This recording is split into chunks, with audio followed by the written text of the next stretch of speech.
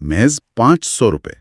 मतलब जरा सोचिए, एक तरफ वो लड़का था जो सिर्फ 500 रुपए नकद कमाने के लिए ना किसी धूल भरे मैदान में टेनिस बॉल से क्रिकेट खेल रहा था, और इसके लिए वो अपना जिंदगी बदलने वाला जो एक आईपीएल ट्रायल होता है वो छोड़ने को तैयार था। बिल्कुल। और दूसरी तरफ वही लड़का 2026 के आईपीएल में सनराइजर्स हैदराबाद के लिए अपना पहला मैच खेलते हुए ना राजस्थान रॉयल्स जैसी धाकड़ टीम के 4 विकेट उखाड़ रहा था। बाप रे, ये कोई बॉलीवुड फिल्म की स्क्रिप्ट से कम नहीं लगता। हाँ बिल्कुल, लेकिन ये कोई फिल्म नहीं है, ये बिहार के गोपालगंज से निकले साकिब हुसैन की असल कहानी है। एक ऐसा सफर जो ना खेल के हर स्थापित नियम और किसी भी किताबी तरीके को पूरी तरह से झुटला देता है। और आज हम ना इसी कहानी की गहराइयों में उतरेंगे। हमारे सामने कुछ बेहतरीन रिपोर्ट्स हैं, जैसे द इंडियन एक्सप्रेस और टाइम्स ऑफ इंडिया के विस्तृत लेख, और टीवी 9 और गल्फ न्यूज की कवरेज भी है।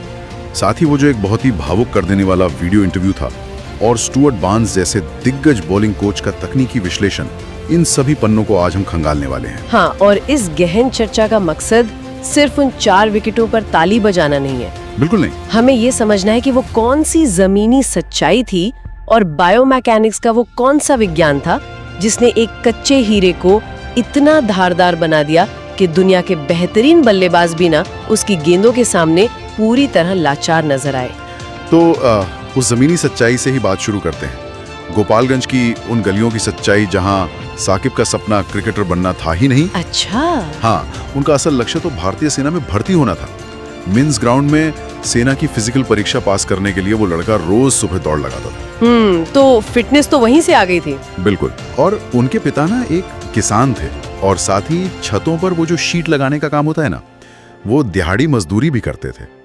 लेकिन फिर अचानक उन्हें घुटनों की एक गंभीर बीमारी हो गई। ओह।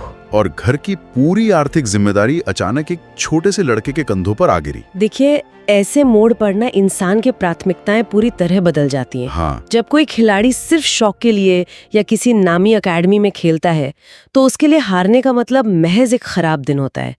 लेकिन साकिब के लिए क्रिकेट एक शौक नहीं बल्कि अपना अस्तित्व बचाने का जरिया बन गया था। सर्वाइवल की बात थी। बिल्कुल।